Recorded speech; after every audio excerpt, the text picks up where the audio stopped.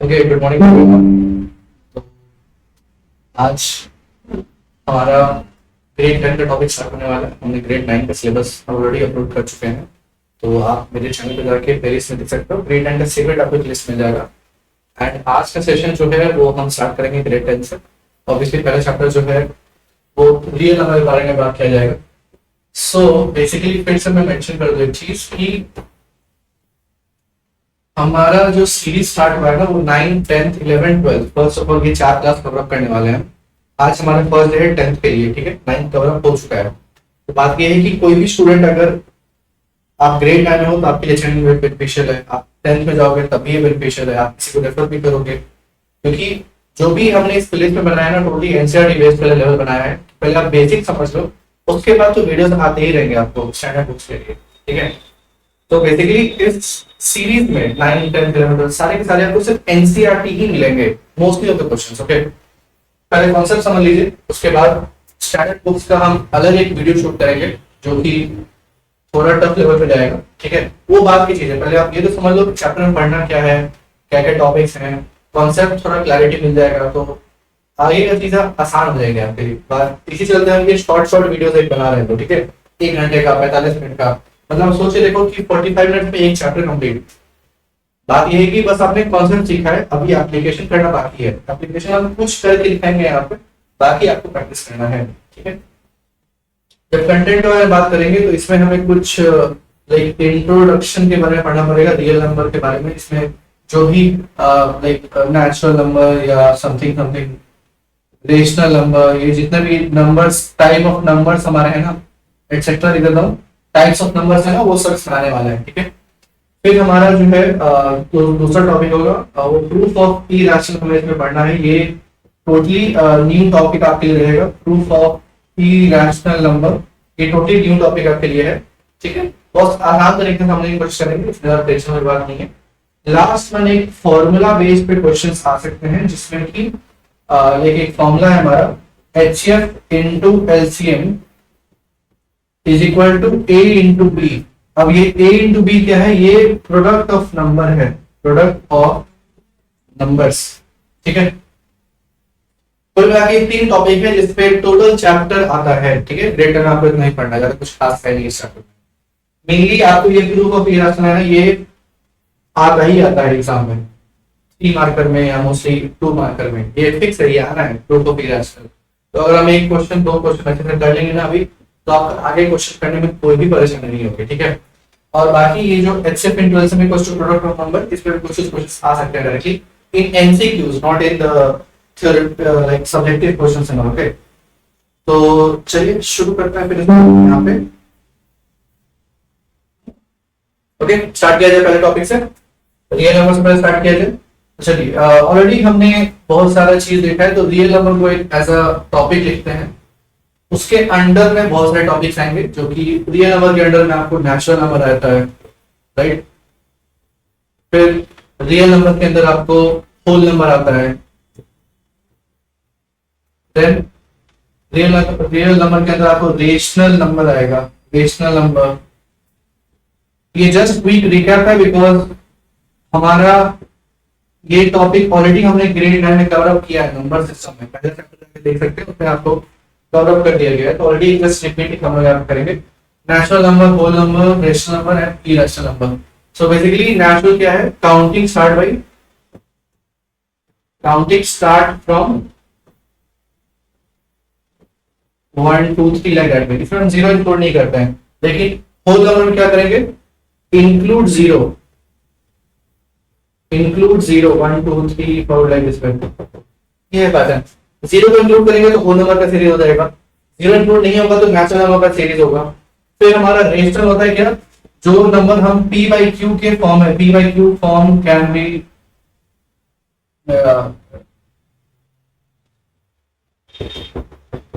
It can be written as P by Q form, मतलब एक fraction के form में, एक फ्रैक्शन के फॉर्म में हम लिख सकते हैं। उसको हम बोलते हैं रेशनल नंबर, ठीक है। जस्ट इन केस अगर एग्जांपल यहाँ पे लेते हैं, एग्जांपल सो हमने लिखा 10 by 2, तो ये एक रेशनल नंबर है, ठीक है। P by Q फॉर्म आपको दिख रहा होगा। फिर हम अगर लिखते हैं 15 by 3, ये भी एक रेशनल नंबर है, तो बस रैशनल नंबर एग्जांपल ये हो गया, हमने होल नंबर रैशनल नंबर। अब इरेशनल पे आएंगे। सो जो नंबर नॉन रिपीटिंग हो and non term like repeating में, एक सेकेंड इसको नया वर्ड लिखा। हाँ, नॉन रेकरिंग हो, non recurring and non terminating हो,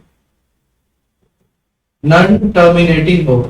अब ये दो वर्ड का मेन थोड़ा समझ लेंगे डीप में, ठीक है, उसके बाद आगे फर्दर करेंगे। लेकिन हाँ, ग्रेड 9 के जो आप फर्स्ट चैप्टर में प्लेलिस्ट में देखोगे जाके, तो हमने ये चीज एक्सप्लेन किया है कि नॉन रेकरिंग नॉन टर्मिनेटिंग का मतलब होता क्या है, ठीक है। तो जस्ट इन केस एग्जांपल यहाँ पे लिख लेते हैं, √2, √3, √5 एटसेट्रा। जितने भी रूट्स नंबर हमारे आते हैं ना, सारे के सारे इरेशनल नंबर होते हैं। हाँ, लेकिन ये आप ध्यान में लेके चलना है कि परफेक्ट स्क्वायर मत लिख देना। In the case word perfect का मतलब कि मैंने √16 लिखा, तो √16 का एक आंसर आता है, वो क्या है, 4 है आंसर, राइट। तो ये 4 इस कैटेगरी में नहीं जाएगा, ये गलत हो जाएगा। 4 आएगा इस कैटेगरी में, 4 एक रेशनल नंबर कैटेगरी में आएगा। क्यों आएगा? क्योंकि हम 4 को क्या लिख सकते हैं, 4/1 आ गया ना, p/q फॉर्म में, बात समझ आ रही है। तो यहाँ पे टिक मार्क कर दे रहा हूं मैं, 4 जो है वो 4/1 के फॉर्म लिख सकते हैं यहाँ पे, तो ये रेशनल नंबर कैटेगरी में आ रहा है। तो √16 ये मत लिख देना कि ये इरेशनल है, सारे के सारे रूट नंबर्स नहीं, परफेक्ट क्यूब परफेक्ट स्क्वायर जो भी नंबर्स होते हैं वो सब नहीं आएंगे। √2 का कोई वैल्यू आपके पास नहीं है, √3 का वैल्यू है नहीं है, √5, √7, इस तरह से बहुत सारे नंबर्स जो हैं जिनके वैल्यूज नहीं है आपके पास, वो सारे नंबर इरेशनल नंबर्स हैं। बात समझ आ गई यहाँ पे? कुल मिला के ये चीज है। एक चीज और ऐड कर देते हैं यहाँ पे लास्ट, इंटीजर्स। इंटीजर्स क्या था बेटा? इंटीजर्स था all positive and negative numbers including 0, all positive and negative numbers including 0। Example अगर लिखेंगे, फॉर एग्जाम्पल लिखेंगे तो -1, 0, +1, ये सारे इंटीजर्स हैं, ठीक है। बात समझ आ गई? तो टोटल मिला के हमें यहाँ पे 5 टाइप्स पढ़ना था, जो कि एक बार रैंडमली देख लिया। उसके बाद आते हैं ये चीज एक्सप्लेनेशन पे, ये नॉन रेकरिंग और नॉन टर्मिनेटिंग है क्या, ठीक है। जिन लोगों को और इस चीज को फिगर आउट करना, प्लीज आप देख लो अच्छे से, ठीक है। स्टार्ट करें। अब बात आती है, सर आपने वो चीज तो बता दी मुझे कि नॉन टर्मिनेटिंग और नॉन रेकरिंग को इरेशनल बोलते हैं, लेकिन सर ये नॉन टर्मिनेटिंग नॉन रेकरिंग है क्या? तो बेटा बात समझ लीजिए, clear cut to cut. Non terminating का सिंपल सा मतलब है कि नॉट कंप्लीटली डिविजिबल। क्या है बेटा? Not completely divisible, not completely divisible. जो भी फ्रैक्शन अगर कंप्लीट डिवाइड नहीं हो पा रहा है तो उसको हम बोलेंगे नॉन टर्मिनेटिंग। फॉर एग्जाम्पल लिख दिए 10/3। चलिए 10/3 को एक सिंपल सा सब को डिवीजन आता होगा, तो आप डिवाइड करके देखो तो क्या आता है आंसर आपको। अगर आप ये चीज गौर कर पा रहे होंगे तो हमेशा ये जो 3 है ना, वो 3 रिपीट कर रहा है, राइट। हमेशा 3 3 3 3 3 3 आएगा। क्या हम बोल सकते हैं कि ये जो 10/3 फ्रैक्शन ये कंप्लीटली डिविजिबल है? कंप्लीट डिवाइड कर सकते हो? नहीं कर सकते हो, तो ये आएगा नॉन टर्मिनेटिंग। तो उसका रिवर्स है, नॉन टर्मिनेटिंग का रिवर्स क्या होगा? Terminating, right. तो टर्मिनेटिंग का मतलब क्या होगा? Completely divisible, completely divisible. Example अगर लेंगे तो मैंने लिखा 10/2, ठीक है। 10/2 डिवाइड कर सकते हो क्या? एक सेकेंड इसको कर देते हैं। 10/2 को डिवाइड कर सकते हो? यस सर, हम डिवाइड कर सकते हैं। तो 10/2 लगाएंगे, 5 टाइम्स 10 आएगा सर, टोटल कैंसिलेशन, रिमाइंडर 0 आ गया ना बाहर। क्या आंसर आया इसका? इसका आंसर आया सर 5। डिवाइड कर लिए कंप्लीटली, कंप्लीट डिवाइड कर लिए तो उसका नाम देंगे टर्मिनेटिंग फ्रैक्शन। कंप्लीट डिवाइड नहीं कर पाओगे तो नॉन टर्मिनेटिंग। आई होप बहुत आसान तरीके से मैंने ये 2 टॉपिक बता दिया यहाँ पे आपको। अब आता है नॉन रेकरिंग पे, ठीक है। नॉन रेकरिंग पे सेम एग्जांपल लेते हैं, सेम एग्जांपल 10/3 हमारा डिवाइड करने के बाद 3 3 3 3 ऐसे करके नंबर आ रहे थे, ठीक है। नॉन रेकरिंग का मतलब यही है कि चलिए इसको एक सेकेंड, इसको नहीं देता है ये, हम दूसरे एग्जाम्पल में पुट आउट कर लेंगे। नॉन रेकरिंग चलिए हम दे देते हैं, एक सेकेंड,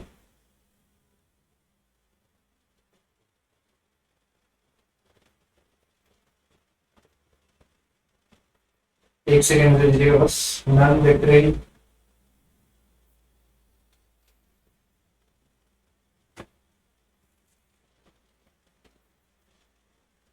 ओके ठीक है। नॉन रेकरिंग मतलब चलिए लेते हैं 22/7, ठीक है, सबको पता होगा। इसको हम पाई से भी डिनोट करते होंगे, पाई वैल्यू का वैल्यू 22/7 आपको लोग याद होगा। अगर आप इस चीज को, मैं एक रफ वर्क कर रहा हूँ यहाँ पे, अगर आप इस चीज को डिवाइड करोगे, 3 टाइम्स लगाएंगे 21, 1 आएगा, डेसिमल 0, 1 टाइम्स लगाएंगे 7, t आएगा, फिर 0, 4 टाइम्स लगाएंगे 28, 2 आएगा, 0, 2 टाइम्स लगाएंगे 14, 6। अगर आप देखोगे इसका नंबर आएगा 3142, और बहुत सारे नंबर्स आएंगे, मैं राइट लिखूं क्या, 412559 कुछ आता है, ठीक है। तो आप ये चीज देख पा रहे हो कि एक यहाँ पे कट टू कट मुझे एक चीज दिख रही है, एक सेकेंड आप कर लीजिए। 22/7 कंप्लीट डिवाइड तो हो नहीं पा रहा है, तो मतलब ये नॉन टर्मिनेटिंग है, ठीक है।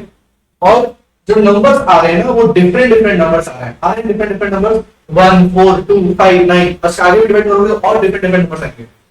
तो नॉन रेकरिंग का मतलब क्या है कि अगर आसान भाषा में मैं ऊपर लिखूं तो नॉन रिपीटिंग, क्या बेटा नॉन रिपीटिंग का मतलब, नॉन रिपीटिंग मतलब कि रिपीट नहीं कर रहा है, नंबर्स रिपीट नहीं कर रहे हैं, 1 4 2 5 9 डिफरेंट डिफरेंट नंबर्स आ रहे हैं ना, तो नॉन रेकरिंग होंगे।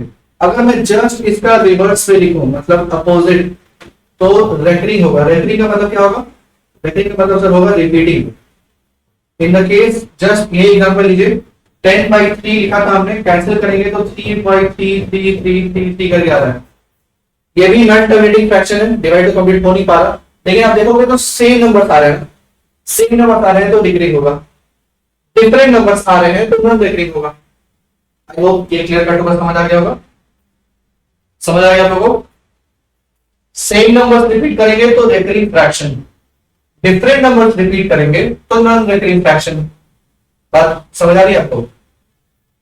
तो अब यहां पे बात यह है कि इरेशनल के केस में लिखा था कि जो fraction non recurring non terminating दोनों हो, तो दोनों का मतलब कौन सा है, क्या हम बोल सकते हैं कि ये जो फ्रैक्शन हमने लिखा है 22/7, एक ये नॉन टर्मिनेटिंग तो है ही, ध्यान से देखना, ये नॉन टर्मिनेटिंग है, क्या तुम इसको कंप्लीटली डिवाइड कर पा रहे हो, नहीं कर पा रहे हो, नॉन टर्मिनेटिंग। और सर ये नॉन रिकरिंग भी है, राइट, नॉन रिकरिंग मतलब कि नंबर डिफरेंट डिफरेंट आ रहे हैं, नॉन रिकरिंग, ये दोनों का दोनों सेटिस्फाई कर रहा है ना, तो ये एक इरेशनल नंबर है, ये एक इरेशनल नंबर है, दोनों का दोनों कंडीशन अगर सेटिस्फाई कर गया तो वो फ्रैक्शन इरेशनल फ्रैक्शन बन जाएगा। बात समझ आ गई। 22/7 नॉन टर्मिनेटिंग भी है, मतलब कि हम उसको कंप्लीटली डिवाइड नहीं कर पाएंगे, जो हमने डेफिनेशन लिखा है, नॉट कंप्लीटली डिविजिबल, हम डिवाइड नहीं कर पाएंगे। एंड ये 22/7 नॉन रिकरिंग भी है, मतलब कि नंबर्स रिपीट यहाँ पे नहीं कर रहे, नंबर्स रिपीट करते ना तो बस लिखना, नंबर्स रिपीट नहीं कर रहे हैं, इसके चलते ये दोनों कंडीशन सेटिस्फाई हो गया, ये नंबर एक इरेशनल नंबर है। आई होप बहुत ही आसान तरीके से इस चीज को एक्सप्लेन कर दिया गया है, आपको समझ आ गया होगा। अगर कुछ दिक्कत आ रही है तो फिर आप कमेंट सेक्शन में डालो, हम लोग एक सेपरेट क्लास ले लेंगे, नो प्रॉब्लम, ठीक है। डिपेंड्स अपॉन द टॉपिक, जो आप लोगों को समझ नहीं आ रहा हो वो आप मुझे खुल के बता सकते हो कि इसमें क्या करना है। मेरे तरफ से जो भी पॉसिबल होगा मैं कर पाऊंगा आपके लिए, लेकिन पहले आपको बताना पड़ेगा कि आपको कितना समझ आ रहा है वो चीज, ठीक है। लेकिन मैं अगर स्टूडेंट पर्सपेक्टिव से सोचूं तो जो एक्सप्लेनेशन किया गया है वो बहुत आसान तरीके से किया गया है, तो आई होप कि आपको समझ आ गया होगा, ठीक है। जिनको भी नोट डाउन कर लें नोट डाउन कर लें, कोई प्रॉब्लम नहीं है।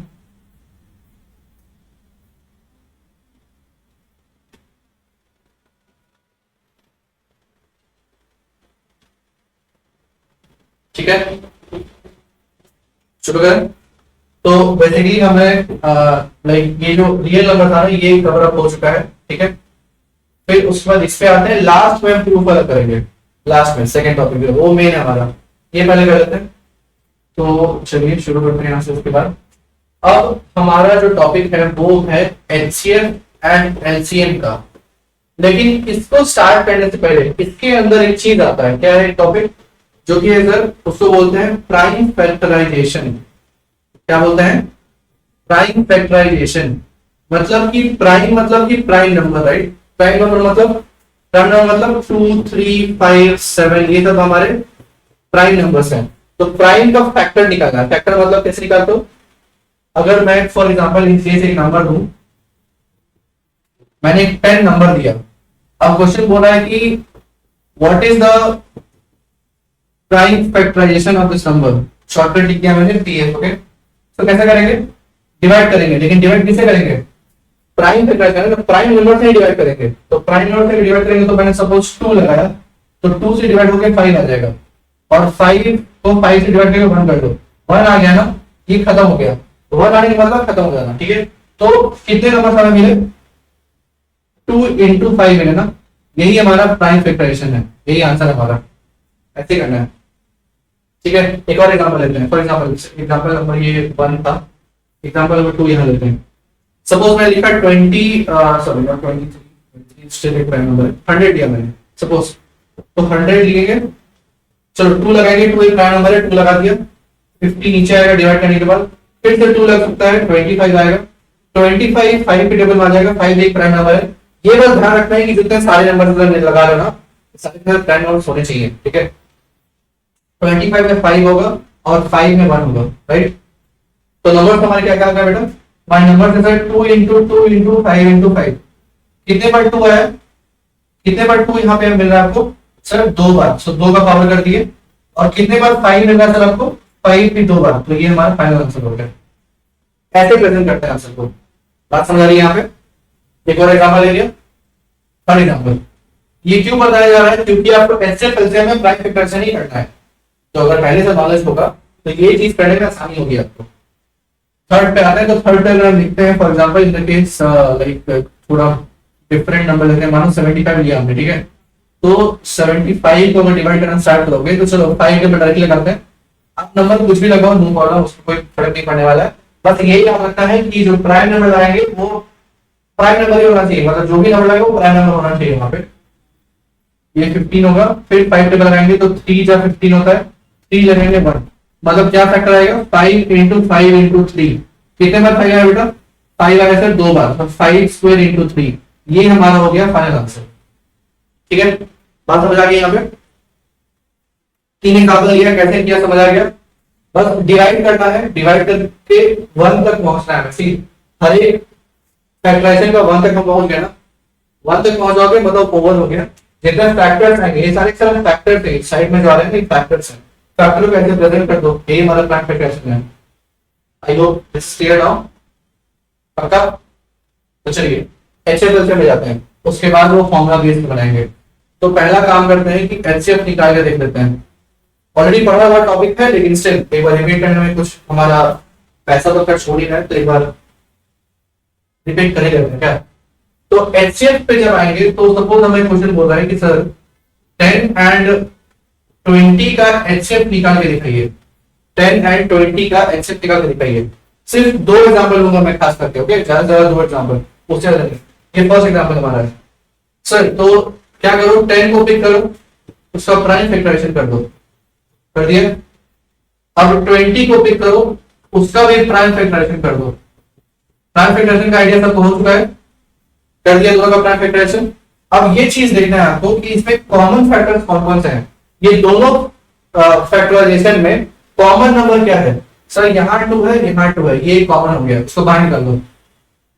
सर यहाँ 5 है, यहाँ 5 है, उसको भी बाहर निकाल लो। क्या इस 2 का कोई भी पेयर दिख रहा है आपको? इसमें नहीं दिख रहा है ना, उसको आप छोड़ दो, कोई बात नहीं है। जो जिसका पेयर आपको नहीं मिलता वो छोड़ देने का, नहीं पे छोड़ देने का। सो ये दोनों का पेयर यहाँ मिला, ये दोनों का पेयर यहाँ मिला, बस। ये जो है इसका पेयर नहीं है हमारे पास, ये जो 2 है इसका पेयर हमारे पास है ही नहीं, बीच में जब 2 दिख रहा है आपको। सो 2 5 का कितना होगा? 2 5 10 का, यही हमारा एचसीएफ वैल्यू हो गया।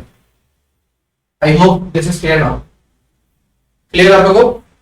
चलिए एक और छोटा सा एग्जांपल लेते हैं। क्वेश्चन नंबर सेकंड, सपोज हम थोड़ा नंबर बड़ा लग करते हैं, ज्यादा आसान होगा, ठीक है। 100 और 50 लिया, इसका एचसीएफ फाइंड करना पड़ेगा हमें। तो HCF two table 15, two table 25, five table 5, five table 1। आप देख लो तो समझ आ गया प्रॉपर पैटर्न। 150 के केस में क्या होगा बेटा, सर टू टेबल लगा सकते हैं, कितने बार में 75 टाइम्स। अब यहाँ फाइव टेबल लगा लो तो कितना आएगा 15, अगेन फाइव टेबल लगाओगे 3, थ्री टेबल लगाओगे 1। अब हमें सबको पता है कि प्राइम फैक्टराइजेशन करने के बाद क्या करते हैं सर, उसके बाद हमें बस पेयर फाइंड करना है। पेयर फाइंड करना मतलब ये दो और ये दो है, पहला हो गया। फिर इस दो का कोई दो इधर नहीं है, राइट, कोई पेयर नहीं दिख रहा, छोड़ दो। 5 5 बाहर कर लो, 5 5 बाहर कर लो। क्या इस 3 का हमारे पास कोई पेयर है, ये 3 का नहीं है, छोड़ दो। पेयर को बस बाहर करता है। अब इसको मल्टीप्लाई करोगे तो कितना आएगा, 5 है 25, 25 टू कितना होगा 50। यही हमारा एचसीएफ आंसर हो गया। बात समझ आ गई। और एचसीएफ का फुल फॉर्म मैंने स्टार्टिंग से नहीं लिखा, मैंने होप इच्छा था कि आप लोग मतलब ऑलरेडी जानते हो, लेकिन स्टिल मैं लिख देता हूं। हाईएस्ट कॉमन फैक्टर 100 एंड 150 का हाईएस्ट कॉमन फैक्टर क्या होगा 50।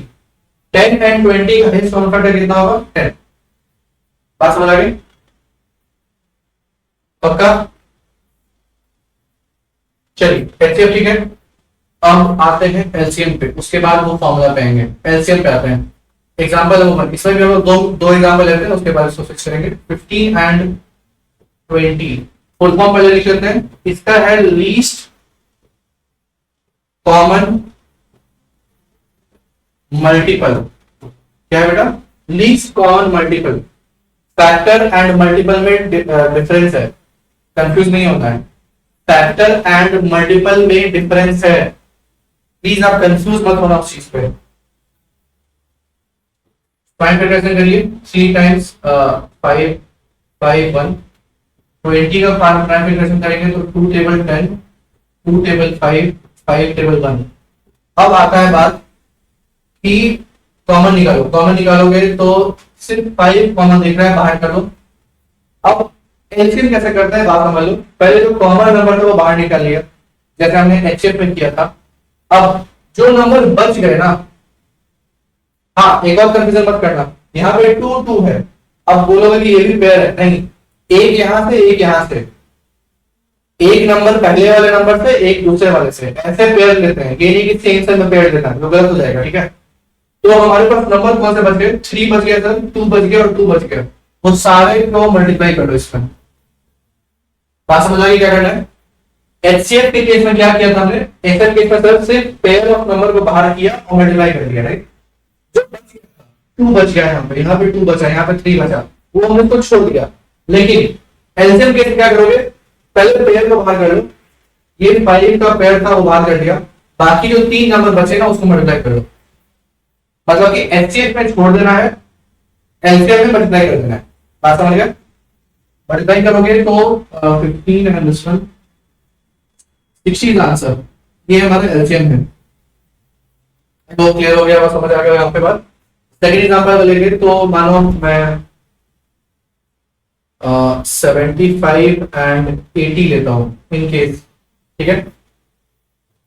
75 5 टेबल लगाएंगे 15 आएगा, फिर 5 टेबल लगाएंगे 3 आएगा, 3 टेबल लगाएंगे 1 आ गया, ठीक है।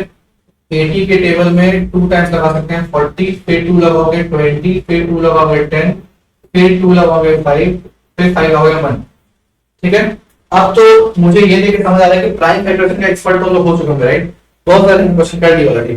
तो बस कॉमन निकालो बेटा। कॉमन निकालोगे तो 5 का एक ही पेयर दिख रहा होगा आपको, एंड बाकी कुछ दिख रहा है क्या, ये 5 का पेयर उधर है नहीं है, 3 नहीं है, ये 4 2 है, 2 उधर है ही नहीं। तो जो पेयर है उसको बाहर निकालो, जो सर्कल में किया वो पेयर है उसको बाहर निकालिए, बाकी सारे नंबर्स लिख लो। 5 3 5 से लिख लिया, और इधर है क्या 2 इंटू 2 इंटू 2 इंटू 2। अब मैं यहाँ पे क्वेश्चन मार्क लगा के छोड़ रहा हूँ, ये आपका हेडेक है, इसका आंसर क्या आएगा, प्लीज मल्टीप्लाई करिए, इसका आंसर करिए, ठीक है। ये आपका हेडेक है। एक बार समझ आ गया वो बात क्या, यहाँ पे बात समझ आ गई, ठीक है। नो प्रॉब्लम यहाँ पे।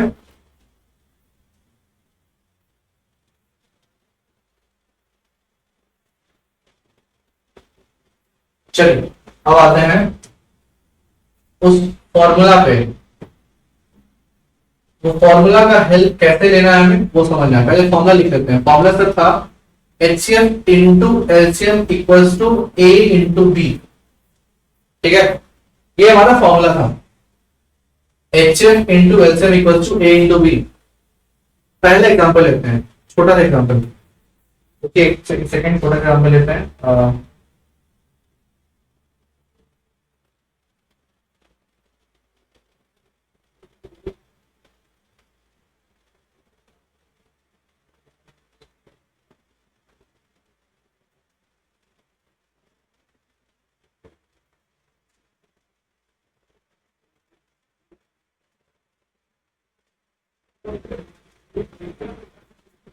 ठीक है, पहले एग्जांपल लेते हैं। हमारे पास गिवन आपके पास है, हमारे पास ए की वैल्यू दी हुई है 16, ठीक है,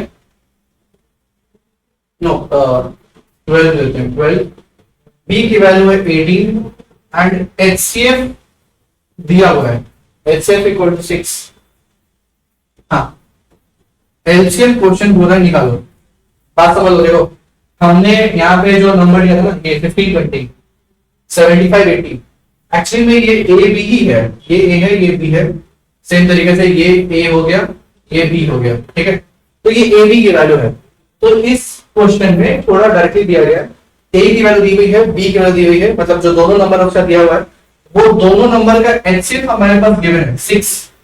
क्वेश्चन बोल रहा है एलसीएम निकालने के लिए, तो आप एलसीएम निकालने के लिए ये प्राइम फैक्टर मत कर देना। क्यों नहीं करना है?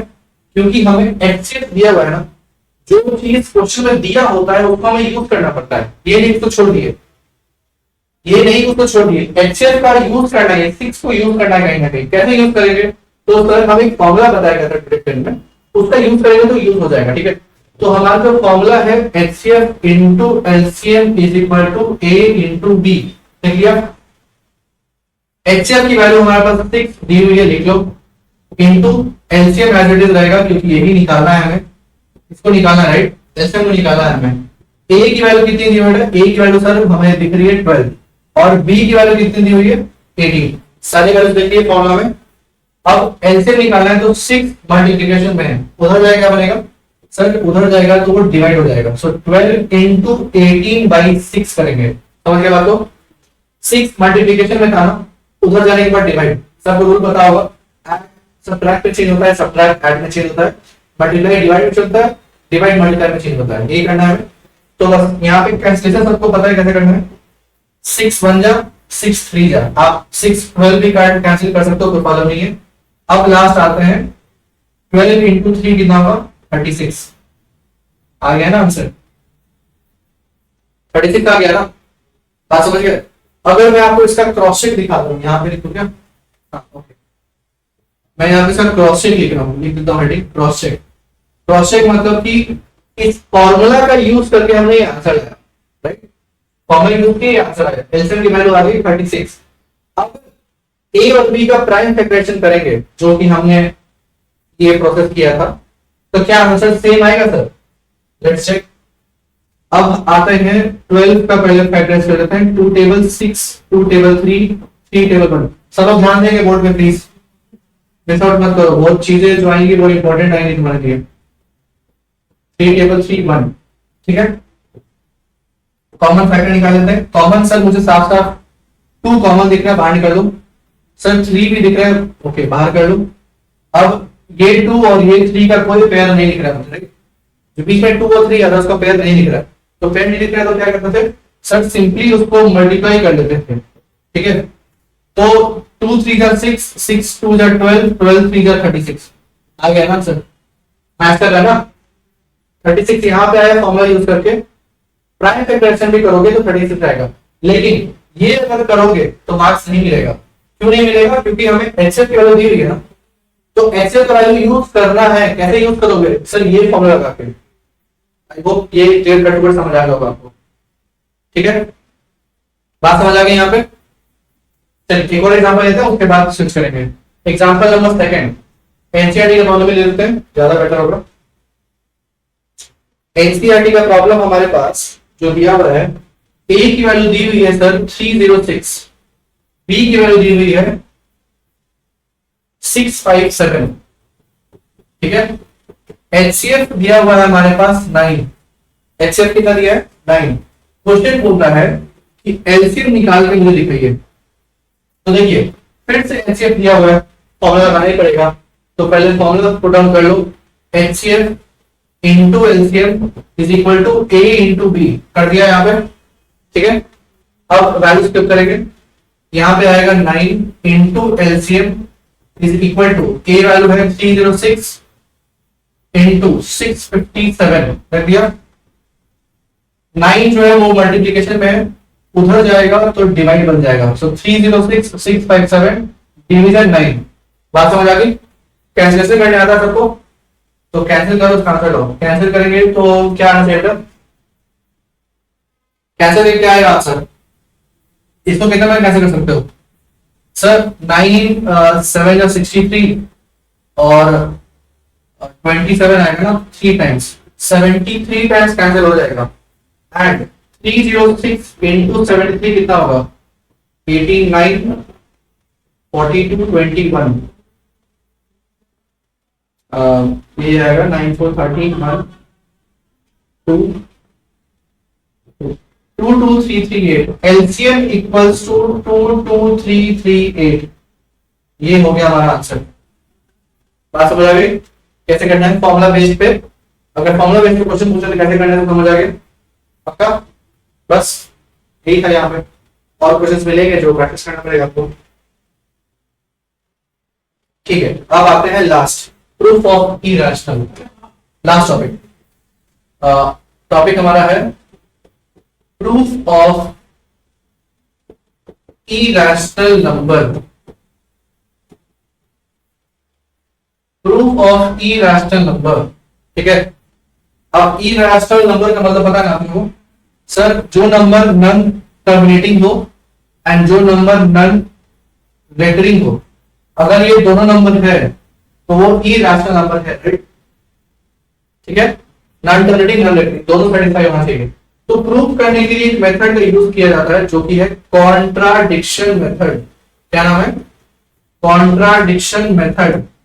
कॉन्ट्राडिक्शन मेथड एक्चुअली ग्रेड 10 में एक्सेप्ट किया जाता है, ठीक है। सीबीएसई कॉन्ट्राडिक्शन मेथड पे एक्सेप्ट करता है, अगर आप कोई और मेथड लिख दोगे तो वो मार्क्स नहीं मिलेगा आपको। स्टिल आपने प्रूफ किया भी हो ना तो मार्क्स नहीं देगा आपको, कॉन्ट्राडिक्शन में ही सॉल्व करना पड़ेगा आपको, ठीक है। तो कॉन्ट्राडिक्शन का मतलब क्या होता है, वो जस्ट हम जब क्वेश्चन सॉल्व करेंगे तो आपको ज्यादा समझ आ जाएगा, ठीक है। अभी बोलेंगे तो कुछ समझ आने वाला है नहीं। उस पर पहला एग्जांपल लेंगे, कुल मिला के चलो हम लोग क्या करते हैं, हम लोग 3 एग्जांपल सॉल्व करते हैं, 3 एग्जांपल इस पे। क्वेश्चन पहला बहुत सिंपल दिया हुआ है, सपोज दिया हुआ है √2 is an irrational number. Proof करना है क्या कि √2 जो है वो इरेशनल नंबर है, ठीक है। √2 हमें देखो डायरेक्टली तो हमें पता है ना √2 एक इरेशनल नंबर है। स्टार्टिंग में पहले क्लास से बिगिनिंग बताया गया था √2 √3 √5 जिसके परफेक्ट स्क्वायर नहीं है वो सारे के सारे इरेशनल है, वो हमें पता है। लेकिन उसका प्रूफ क्या है, क्या क्यों ये इरेशनल है, क्या रीजन इसके पीछे। तो इसके रीजन पीछे है जो हम जब सॉल्व करेंगे तो आपको समझ आएगा। कौन सा मेथड लगाएंगे सर, मेथड यूज करेंगे कॉन्ट्राडिक्शन मेथड। अब कॉन्ट्राडिक्शन मेथड है क्या, चलो एक बात समझ के आते हैं कि फॉर एग्जांपल मैंने आपको अगर मैं आपको एक चीज बोल रहा हूँ कि फॉर एग्जांपल मान लो कि मेरे हाथ में एक बॉटल है, ठीक है। मैं बोल रहा हूं कि ये एक सर्कल शेप में है, क्या आप इसे प्रूव कर सकते हो कि एक सर्कल शेप में है। जब आप प्रूव करना स्टार्ट करोगे ना तो आप फेल हो जाओगे। आप जब फेल होगे तो ये पता चलेगा कि ये सर्कल नहीं था, एक सिलेंड्रिकल फॉर्म में था। आपने सुनो, कॉन्ट्राडिक्शन का मतलब सिंपल सा क्या है, आपने एज्यूम किया कि ये सर्कल शेप है, ठीक है, लेकिन आप उस चीज को प्रूफ नहीं कर पाए। तो प्रूफ नहीं कर पाए तो क्या बनेगा, ये एक सिलेंड्रिकल शेप बनेगा। स्टिल बहुत लोगों में भी डाउट हो सकता है, ठीक है। मैंने आपको पहले बोला कि जब हम सॉल्व करेंगे तो आपको ज्यादा समझ आएगा कि कॉन्ट्राडिक्शन का मतलब क्या होता है। मतलब कॉन्ट्राडिक्ट, ये सिंपल सा वर्ड इंग्लिश वर्ड है, हम लोग जो बोलेंगे वो पॉसिबल हो नहीं पाएगा, सॉल्व करना नहीं पॉसिबल हो पाएगा तो फिर उसका आंसर दूसरा कुछ हो जाएगा। इन द सेंस व्हाट, हमें √2 को प्रूव करना है इरेशनल नंबर, राइट। हमारा जब आंसर स्टार्ट होगा तो हम उसको एज्यूम करेंगे क्या, let assume root 2 as rational number.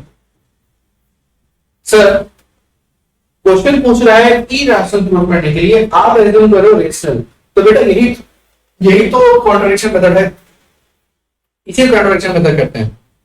Question पूछ रहा है हमें इरेशनल प्रूव करने के लिए, लेकिन हमें एज्यूम क्या करना है, हमें एज्यूम करना है रेशनल नंबर, उससे रिवर्स पे।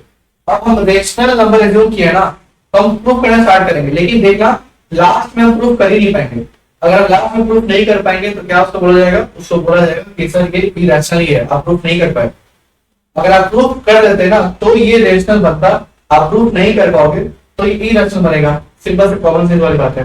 कॉन्ट्राडिक्ट, हमने जो बोला वो हम करके नहीं दिखा पाए, सिंपल सी बात। मैंने बोला कुछ लेकिन मैं करके नहीं दिखा पाया, तो ये एक तरह से मेरे वर्ड्स का कॉन्ट्राडिक्शन हो गया यहाँ पे, ठीक है। बात समझ आ गई यहाँ पे? तो बस यही यहाँ पे करना, ठीक है। तो लेट एज्यूम रूट 2 ऐसे रेशनल नंबर किया, सब लोगों को पता होगा कि रूट 2 जो रेशनल नंबर एज्यूम किया है तो किसके फॉर्म में होगा बेटा, ये p/q के फॉर्म में होगा। याद है ना, फ्रैक्शन। रेशनल नंबर मतलब क्या है, फ्रैक्शन है, p/q के फॉर्म में लिख सकते हैं, क्लास में नहीं बताया था। तो रूट 2 जो है वो किसके बराबर है, p/q के फॉर्म में बराबर है। p and q are co-prime numbers, p and q are co-prime। अब फिर से डाउट आया होगा मन में कि सर ये co-prime क्या है, फिर से आपने कुछ नया चीज में डाल दिया। देखो कुछ चीजें मैं एज्यूम करके चल रहा हूं कि आप लोग ऑलरेडी पता हो, लेकिन एक टीचर को अपने तरफ से बिलीव हो जाता है कि कहाँ स्टूडेंट फंस सकते हैं, ठीक है। कुछ मे भी जो लोग इस वीडियो को देख रहे हैं तो मे भी आपको समझ आ गया हो co-prime और मतलब क्या है। जिनको नहीं आया उनके लिए थोड़ा सा मुझे 2 सेकंड दे दो आप। co-prime का मतलब समझा देते हैं, उसके बाद आगे बढ़ेंगे। co-prime मतलब यही है, पेयर ऑफ नंबर्स, क्या है, pair of numbers not having common factor, not having common factor, ठीक है। मतलब कि अगर मैं इनके एग्जांपल लूं यहाँ पे, तो मैंने लिखा 2 and 3, तो 2 का फैक्टर क्या होगा, 2 से 1 से डिवाइड होगा, 2 से भी डिवाइड हो जाएगा, 1 से डिवाइड होगा, 3 से डिवाइड होगा, एक्सक्लूडिंग 1। ओके, 1 को इंक्लूड मत करो, 1 तो सभी का जाएगा, ठीक है, 1 इंक्लूड नहीं करना है। कॉमन दिख रहा है, यहाँ पे 2 है, क्या यहाँ पे 2 है, नहीं है सर, यहाँ पे 3 है, क्या यहाँ पे 3 है, नहीं है। तो मतलब ये एक co-prime नंबर है। अब दूसरा एग्जाम्पल लेते हैं, मान लो लिखा मैंने 15 and 10, ठीक है। 15 का फैक्टर क्या क्या होगा, 1 होगा सर, 3 होगा, 5 होगा, 15 इटसेल्फ होगा, राइट। 10 का फैक्टर क्या क्या होगा, 1 होगा, 2 होगा, 5, 10, बराबर। अब तो आपको ये दोनों नंबर में कॉमन फैक्टर दिख रहा है क्या, हाँ सर मुझे 5 कॉमन दिख रहा है पहला, और कुछ दिख रहा है यहाँ पे नहीं दिख रहा है, तो एक कॉमन पेयर आ गया ना, तो क्या ये co-prime बनेगा, सर ये co-prime नहीं बनेगा। बात समझ आ गई? co-prime का साफ साफ मीनिंग यही है कि पेयर ऑफ नंबर होना चाहिए, pair of number not having common factor, not having. 1 include मत करना, 1 हर नंबर के साथ आएगा तो वो लिटिल बिट कंफ्यूजन पैदा करेगा, ठीक है। तो 1 नहीं आना चाहिए, उसको छोड़ दो। 1 के साथ अगर कोई एक भी पेयर कॉमन आ गया तो वो co-prime है, अब co-prime नहीं है। और अगर कुछ कॉमन नहीं निकला तो वो co-prime है। बात समझ आ गई? कोई डाउट इसमें? मैं एक छोटा सवाल पुट करता हूं, फिर आप कुछ सॉल्व करो। मैं थर्ड एग्जांपल यहां पुट करता हूं। मुझे ये बताइए कि 50 and 20 co-prime है या नहीं है? फिगर आउट करें प्लीज, 2 सेकंड समय लो और फिगर आउट करो प्लीज।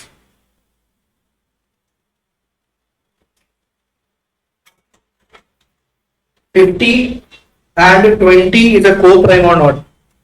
आपके सवाल है, क्या co-prime है? 50 का जो फैक्टर लिखेंगे क्या क्या आएगा, 1 आएगा सर, 2 से डिवाइड कर सकते हैं, 5 से डिवाइड कर सकते हैं, 10 से डिवाइड कर सकते हैं, 25 से डिवाइड कर सकते हैं, 50 इटसेल्फ से डिवाइड हो जाएगा। ये 20 का केस में 1 से डिवाइड हो जाएगा, 2 से डिवाइड हो जाएगा, 5 आएगा, 4 भी आएगा एंड 10 आएगा, 20 इटसेल्फ आएगा। 1 को छोड़ दो, कुछ और अगर कॉमन दिख रहा है तो उसको फिगर आउट करो। ये सर मुझे साफ साफ दिख रहा है कॉमन तो है, तो यहाँ पे सर कॉमन, यहाँ पे 2 कॉमन है, 5 भी कॉमन है, देन 10 भी कॉमन है, देखो मोर देन 3 फैक्टर कॉमन आ रहा है, तो मतलब क्या ये कोप्राइम है? सर ये कोप्राइम नहीं है। कोप्राइम उसको कहते हैं जिसका नॉट हैविंग कॉमन फैक्टर है, कोई कॉमन फैक्टर नहीं होना चाहिए। अब सवाल करते हैं, कोप्राइम समझ आ गया आप लोगों को? मे बी जिन लोगों को आता होगा और स्टिल डाउट होगा तो उनका एक तरह से डाउट क्लियर हो गया होगा। अब आते हैं इस पे, रूट टू को पी बाई क्यू के फॉर्म में लिखा क्योंकि हमने रेशनल एज्यूम किया था। पी एंड क्यू जो है वो कोप्राइम यहाँ पे एज्यूम कर रहे हैं। यहाँ पे कोप्राइम मतलब नॉट हैविंग कॉमन फैक्टर, याद रखना। कोप्राइम मतलब नॉट हैविंग कॉमन फैक्टर, याद है ना? कोप्राइम मतलब नॉट हैविंग कॉमन फैक्टर। चलिए क्लास लेते लेते एटलीस्ट चाय मिल जाती है तो क्लास वेस्ट हो जाता है, राइट? चलिए स्टार्ट करते हैं। So P and Q are coprime लिख दिया। आप इसको क्रॉस मल्टीप्लाई कर सकते हो। सर क्रॉस मल्टीप्लाई करेंगे तो root two Q equals to P आएगा, बराबर। अब रूट को हटाना पड़ेगा, रूट हटाने के लिए स्क्वेयरिंग बोथ द साइड्स करो, स्क्वेयरिंग बोथ साइड्स, ठीक है? Squaring both the sides, squaring both the sides करेंगे तो कितना आएगा? रूट टू का स्क्वायर आएगा 2, Q into Q, Q square होगा, P into P, P square होगा, राइट? आ गया? अब यहां से कुछ स्टेटमेंट निकलेंगे। स्टेटमेंट जैसे निकले, क्या निकलेगा कि जो पी स्क्वायर है वो डिविजिबल किससे है? 2। जो ये पी स्क्वायर है उसको डिवाइड 2 से कर सकते हैं ना? 2 को अगर 2 देखो 2 मल्टीप्लिकेशन में है, उधर जाएगा डिवाइड हो जाएगा, तो ये लिख दो P square is divide by 2। ये हम क्यों लिख रहे हैं वो आपको समझ आ जाएगा ना। अगर पी स्क्वायर डिविजिबल बाय 2 है तो पी भी डिवाइड बाय 2 होगा। अगर मैं इन केस एग्जांपल ले रहा हूं, अगर 4 स्क्वायर डिविजिबल बाय 2 है तो क्या 4 भी डिवाइड बाय 2 होगा? बात समझ आ रही है क्या लिख रहा है? 4 का मतलब 16, 16 बाय 2 आंसर कितना आएगा? 8। 4 तो 4 बाय 2 कितना आएगा? आंसर आएगा 2। डिवाइड कर पा रहे ना? पी स्क्वायर आई मीन यहां से मिलेगा P square is divide by 2 and P is also divisible by 2, दोनों लिखना पड़ेगा आपको, ठीक है? तो 4 एग्जांपल लिया यहाँ पे, 4 स्क्वायर को 2 से डिवाइड कर सकते हैं। यस सर, 4 स्क्वायर मतलब 16, 16 मतलब 16 बाय 2 करेंगे 8 आ जाएगा, 4 बाय 2 करेंगे 2 आ जाएगा, दोनों को डिवाइड होगा, ठीक है? आई होप क्लियर कट ऊपर समझ आ रहा होगा। देखो ये स्टेटमेंट लिखने का यही मतलब है कि जो P है ना उसका फैक्टर मिल गया। क्या मिला? 2। P का फैक्टर हमें 2 मिल चुका है। अब हम ये देखेंगे कि Q का फैक्टर क्या रहता है। अगर Q का फैक्टर 2 मिल गया मतलब कि क्या कॉमन फैक्टर मिल रहा है यहाँ पे? अगर वो कॉमन फैक्टर हो गया क्या वो कोप्राइम है? फिर से रिपीट कर रहा हूं मैं, P का फैक्टर हमें मिल चुका है। P का फैक्टर क्या है? सर P का फैक्टर दिख रहा है मुझे 2। अब निकालेंगे Q का फैक्टर। Q का फैक्टर अगर सपोज फिर से 2 आ गया तो क्या वो कोप्राइम है? सर कोप्राइम नहीं होगा क्योंकि हमने जस्ट अभी पढ़ा है, कि अगर किसी भी दो नंबर का अगर कॉमन फैक्टर आ जाए तो वो कोप्राइम नहीं रहेगा। यहाँ पे सर हम जब निकाल रहे हैं तो P अल्फाबेट का फैक्टर मिल चुका है 2। अब देखते हैं Q का फैक्टर क्या आता है। अगर Q का फैक्टर भी 2 आया तो मतलब कॉमन फैक्टर आ गया। कॉमन फैक्टर आया तो मतलब कि कोप्राइम नहीं है। साफ साफ सुन लो बात है यहाँ पे। Q का फैक्टर निकालने के लिए ये सब करना पड़ेगा आपको। Q का फैक्टर निकालने के लिए देखो P निकल गया ना, तो P के प्लेस पे 2C रखो। अब सर ये क्या लिख दिया आपने? P इक्वल्स टू 2C, ये कहां से आया? सर ये बस कुछ नहीं करना है आपको। आपको क्वेश्चन क्या था? आपको रूट 2 को प्रूव करना था ना, रेशनल। तो यहाँ पे 2C रखेंगे। अगर सपोज क्वेश्चन रूट 3 होता तो 3C रखते, रूट 5 होता 5C रखते, ठीक है? अल्फाबेट को चेंज करना पड़ेगा क्योंकि हमें अब Q का आंसर निकालना है। P का काम खत्म हो गया तो P के जगह पे कुछ अनदर अल्फाबेट रख दो, Q का आंसर मिल जाएगा। कैसे मिलेगा? और ये P को 2C लिखा ना, मतलब कि ये स्टेप आएगा ना, इस पे P के जगह पे वो 2C रख दो, मतलब कि 2Q square equals to P square है ना, मतलब 2C स्क्वायर आएगा। बात समझ आ गई? बात समझ आया? 2Q square equal 2C square आ गया। आपको पता है यहाँ पे लिखा मैं इस पे, लाइक अगर इसको मार्किंग में कर दूं, एक सेकंड, इक्वेशन वन पे रखना है। अब इसको एक्सपेंड करोगे तो 2Q स्क्वायर इक्वल हो जाएगा 2 to the 4 C into C square, Q square का आंसर 2 उधर जाएगा तो 4c स्क्वायर बाई 2, कैंसिल करोगे तो क्यू स्क्वायर का आंसर आएगा 2c स्क्वायर। Question number 2। अब बात देखो तो इक्वेशन 1 इक्वेशन 2 कुछ कुछ सेम से लिख रहा है, सेम से लिख रहा है। क्यू स्क्वायर क्या हम बोल सकते हैं 2 से डिवाइड हो सकता है क्योंकि देखो 2 इधर मल्टीप्लिकेशन में है, इधर क्या बनेगा डिवीजन बनेगा ना, तो हम क्या लिख सकते हैं Q square is divisible bye 2, Q square is divisible bye 2 लिख सकते हैं हम लोग। पैटर्न नहीं हो, पैटर्न सेम है ना, 2 Q square equal to P square, ठीक है। यहाँ पे क्या है 2 C square equal to Q square, same same है ना, काइंड ऑफ सेम, को मैच करो। इक्वेशन 1 इक्वेशन 2 मैच करके देखो, यहां से हमें p का फैक्टर मिला, यहां से हमें q का फैक्टर मिला, और फैक्टर जो है क्या स्टेटमेंट लिखते थे, यहाँ पे क्या लिखा था p square is 1/2 p is 1/2, सही तरीके से q square is 1/2 q is divisible bye 2। देखो ये पहला क्वेश्चन आप सॉल्व कर रहे हो, जब चीजें नहीं आती हैं आपके सामने तो समझने में टाइम लगता है, ठीक है, डोंट वरी हो रहा है, तो पैनिक नहीं करना है। जब हम सेकंड एग्जाम्पल सॉल्व करेंगे तो आपको ज्यादा क्लियर कट समझ जाएगा। कॉमन कुछ दिख गया, p का फैक्टर भी 2 q का फैक्टर भी 2, कॉमन फैक्टर आ गया ना, तो क्या ये को प्राइम है? आपने बिगिनिंग में को प्राइम एज्यूम किया, लेकिन हमें सॉल्व करने के बाद फैक्टर कॉमन मिल गया, फैक्टर कॉमन मिलने का मतलब क्या है, ये को प्राइम नहीं है, तो मेंशन करो। सो a and b, sorry not a and b, p and q ना, so p and q are not a co-prime। तो अगर ये को-प्राइम नहीं है तो मैं अब कहां लिखूं, स्पेस हमारे पास, चलो यहां लिखते हैं। तो our assumption is wrong, our assumption is wrong, therefore root 2 is an irrational number। ये है आंसर का कॉन्ट्राडिक्शन, समझ आ गया आप लोगों को?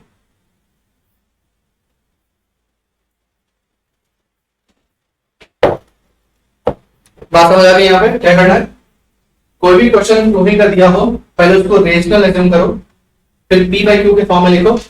p बाई क्यू के फॉर्म में लिखने के बाद p बाई क्यू लिखा क्योंकि हमने रेशनल एज्यूम किया था, p बाई क्यू के फॉर्म में लिख दिया, क्रॉस मल्टीप्लाई करोगे p का फैक्टर मिल जाएगा, p का मिलने के बाद q निकालना हमें, तो p की जगह पे 2c रख दो, 2c कहां से है क्योंकि रूट 2 था, 3 रूट 3 होता तो 3 से लिखते, रूट 5 होता तो रूट 5 से लिखते समथिंग, फिर q का फैक्टर रहेगा, दोनों का दोनों कॉमन निकलेगा, मतलब कि को-प्राइम नहीं रहेगा, जो हमारा एजम्पशन है वो रॉन्ग हो जाएगा, और लास्ट में लिख देना root 2 is an irrational number. इसी को कहते हैं कॉन्ट्राडिक्शन मेथड, बस इसमें और कुछ नहीं है, ठीक है, बात क्लियर समझ आ गई? चलिए मैंने बोला था 3 एग्जांपल सॉल्व करेंगे ना, तो चलिए दूसरा एग्जांपल नंबर 2 लेते हैं। एग्जांपल नंबर 2 लेंगे, सपोज चलो root 5 is an irrational number, question mark, ठीक है। प्रोसेस को थोड़ा याद रखना, अगर आपको मन है कि आप स्क्रीनशॉट लेना चाहो तो ले लो, क्योंकि सेम पैटर्न पे एग्जैक्टली आंसर होगा, कोई डिफरेंट पैटर्न नहीं करना है, सेम पैटर्न, बस कहीं कहीं थोड़ा सा ध्यान देके चलना है, कहां ध्यान दोगे वो आपको समझ आ जाएगा नेक्स्ट क्वेश्चन में। तो हमें कॉन्ट्राडिक्शन मेथड लगाना है, क्या करेंगे सर, assumptions से स्टार्ट करेंगे, let assume root 5 as a rational number, लिख दिया, root 5 as a rational number लिख दिया, ठीक है सर। रेशनल नंबर लिखने के बाद हमने क्या था कि रूट 5 जो है सर वो किसके फॉर्म में है, वो सर p बाई क्यू के फॉर्म में है क्योंकि रेशनल नंबर है, और p एंड q क्या था, p and q are co prime numbers, यानी p and q are co prime, cross multiply करोगे तो root 5 q equals to p आएगा। आप मैच कर लो पहले एग्जांपल से और ये एग्जांपल मैच करो, कहां पे डिफरेंस आ रहा है, कहीं भी डिफरेंस नहीं आएगा, एक ही जगह डिफरेंस आएगा, मैं बता दूंगा आपको। अब इसके बाद स्क्वेयरिंग बोथ द साइड्स करेंगे, squaring both the sides, squaring both the sides करने के बाद रूट 5 फिर से रूट हट जाएगा, 5 बचेगा, q into Q Q square आएगा, p into p p square आएगा, बात समझ आ गई? अब यहां से p का फैक्टर मिल गया हमें, 5 को उधर भेजेंगे तो डिवाइड हो जाएगा ना, 5 मल्टीप्लिकेशन में है, उधर जाएगा तो डिवाइड हो सकता है, तो क्या हम बोल सकते हैं p square is divisible by 5, ठीक है। सेम तरीके से p is divisible by 5 mention कर दिया, तो बात समझ आ गई, यहां तक क्लियर कट समझ आ गई, कुछ प्रॉब्लम इसमें? आई होप सो प्रॉब्लम नहीं होनी चाहिए, क्योंकि फर्स्ट एग्जांपल हमने बहुत आसान तरीके से समझने की कोशिश की है। पी का फैक्टर मिल गया ना, पी का फैक्टर मिल गया, सेम प्रोसेस देख लो, कॉपी पेस्ट कर दो, पूरा कॉपी पेस्ट कर, बस नंबर 2 की जगह नंबर 5 लिखा हुआ है और कुछ डिफरेंस दिखेगा आपको। पी का फैक्टर मिलने के बाद हमें क्या लिखा है, क्यू का फैक्टर। तो पी के जगह पे क्या लिखोगे बेटा, सर पी के जगह पे 5 से रखेंगे, आपने बताया था सर, ठीक है 5 से रख दो। कहां पे रखोगे, इक्वेशन नंबर 1 में सर रख के देखो, इक्वेशन नंबर 1 यहां से 5q स्क्वायर इक्वल्स टू, अब यहां पे p स्क्वायर है ना, p की वैल्यू कितनी है 5c, तो स्क्वायर कर देंगे उसका, ठीक है, क्योंकि p स्क्वायर हमारा दिया था। अब 5q square equals to 5 5 25 c square होगा, 5 उधर भेजोगे तो 25 c स्क्वायर बाई 5 कैंसिल करोगे, कितना आएगा आंसर, सर आंसर आएगा 5 c स्क्वायर, ठीक है, इक्वेशन नंबर 2। बात समझ आ गई यहां पर। अब q square equal to 5 c square, equation 1 2 same pattern type का दिख रहा है आपको, एकदम सेम टू सेम। तो क्या हम यहां से बोल सकते हैं q स्क्वायर जो है वो डिविजिबल बाई 5 है, डिविजिबल बाई 5 है, बोल सकते हैं। सेम तरीके से q भी है डिविजिबल बाई 5, क्या हम बोल सकते हैं। बात समझ आ गई यहां पे, ठीक है। कॉमन फैक्टर में गया ना, p का फैक्टर 5, q का भी फैक्टर 5, हमने बिल्डिंग में एज्यूम किया इट इज अ को प्राइम, क्या यह को प्राइम है, सर साफ साफ बात है को प्राइम नहीं है, लिख लो। So p and q are not a को prime numbers, our assumption is wrong, our assumption is wrong, therefore root 5 is an irrational number। ठीक है, दिक्कत है इसमें कुछ, आई होप कोई दिक्कत नहीं आएगी। रेशनल एज्यूम किया लेकिन हम प्रूफ नहीं कर पाए, तो अगर प्रूफ नहीं कर पाए तो ये क्या बनेगा, ये बनेगा irrational number. I hope so जो भी इंफॉर्मेशन था वो समझ आ गया होगा, ठीक है। एग्जाम्पल 2 ओके है, सेम पैटर्न है, एक बार एक तरह से मानो तो कुछ क्वेश्चन अगर लिख लोगे ना तो एक तरह से उसको तुम रट लोगे, और क्वेश्चन जब एग्जाम में आएगा सीधा कर लिखो, हो गया। मे बी 3 मार्क्स में या 2 मार्क्स आता है ये क्वेश्चन, ठीक है, लेकिन आता हर साल है। आप कभी पढ़ के देखना क्वेश्चन पेपर, आपको दिखेगा। वैसे एक बार सिलेबस खत्म करने के बाद हम लोग वो पीआई बनाएंगे, टीचर हमें बताना पड़ता है, ये क्वेश्चन फिक्स टू फिक्स आता ही आता है, ठीक है। लास्ट एग्जांपल लेंगे उसके बाद सेशन पॉइंट करेंगे यहां पे। एग्जांपल नंबर 3, एग्जांपल नंबर 3 है। अब हमें क्वेश्चन कुछ ऐसा दिया है, 5 प्लस 2 रूट 3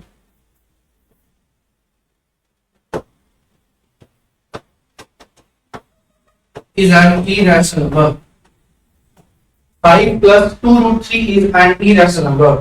सर आपने अभी एग्जांपल 1 2 सिंगल रूट नंबर दिए थे आंसर करने के लिए बोला, अब तो यहाँ पे बहुत बड़ा नंबर दे दिया, नंबर बड़ा है 5 प्लस 2 रूट 3, तो करना कैसे है सर, करना कुछ नहीं है, जो रूट नंबर दिया है ना उसके बारे में पहले एज्यूम कर लो। सर रूट 3 यहाँ पे एक रूट नंबर दिया हुआ है, रूट 3 जो प्रोसेस करते थे वही करो, बात समझ लेना। फिर जो भी रूट नंबर दिया होगा ना पहले उसको तुम प्रूव कर लो, उसके बाद बाकी का नंबर उसको प्रूव करें, ठीक है।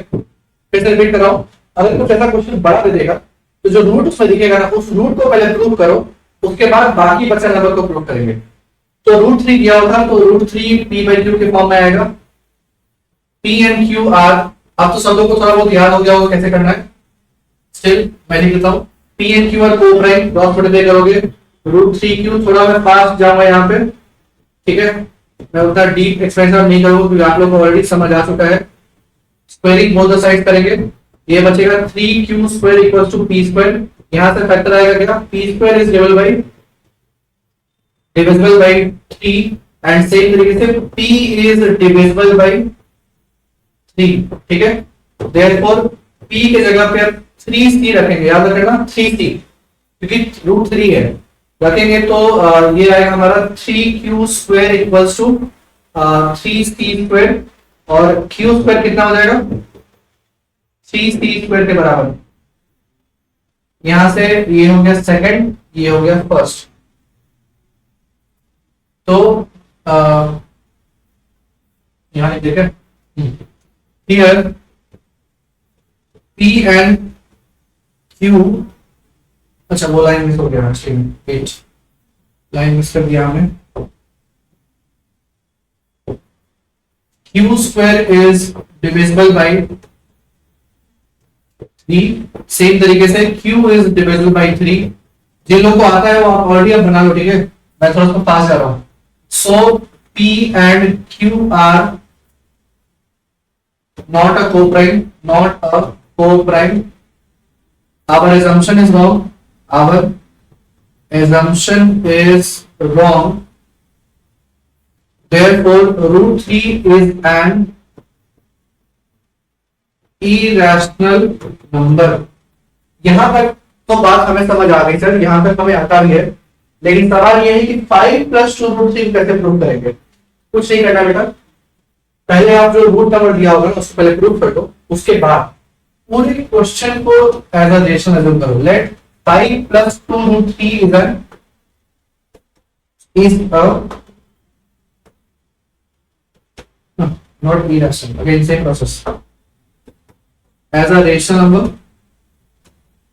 क्या किया हमने, पहले रूट को प्रूव करने के बाद पूरे क्वेश्चन को फिर सब रेशनल सेम प्रोसेस ही करेंगे। यही चीज हमने लिखा है, ये चीज फिर से लिखा है यहाँ पे पूरे क्वेश्चन के लिए। अब आएगा 5 + 2 √3 = p/q, पैटर्न सेम है, पैटर्न मैच कर रहा है।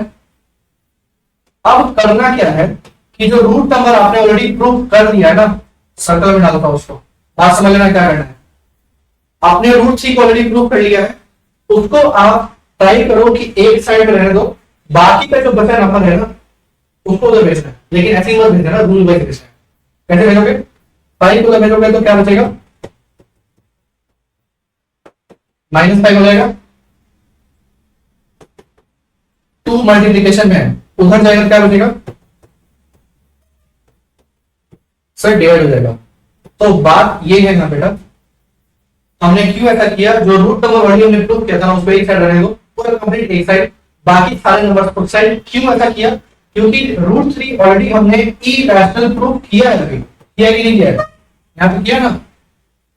तो इरैशनल नंबर हमेशा किसके बराबर होगा, इरैशनल के बराबर। बात समझ रही है, इरैशनल नंबर अगर √3 है, मतलब लेफ्ट हैंड साइड अगर √3 एक इरैशनल नंबर है, तो राइट हैंड साइड में जो नंबर होंगे वो भी एक इरैशनल ही होगा। फिर से रिपीट कर रहा हूं, कैसे करना है इसको, रूट जो आपने प्रूव किया ना उसको एक साइड छोड़ दो, बाकी सारे में उधर ले लो। उधर लेने के बाद क्या मिलेगा हमें कि सर अगर √3 इरैशनल है, जो कि ऑलरेडी हमने प्रूव किया ऊपर में, तो अगर इधर इरैशनल तो इधर इरैशनल, मतलब कि अगर मैं साफ भाषा में लिखूं, एक second,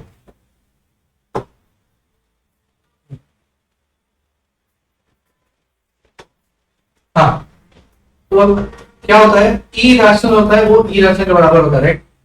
rational number rational number के बराबर होगा।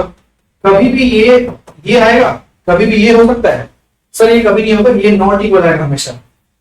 रेशनल रेशनल के बराबर, इरैशनल इरैशनल के बराबर, और इरैशनल रेशनल के बराबर नहीं होता। उसी तरीके से √3 ऑलरेडी हमें इरैशनल प्रूव किया ना, तो मतलब राइट हैंड साइड भी इरैशनल ही होगा। बात समझ आ रही है। सो our assumption is wrong.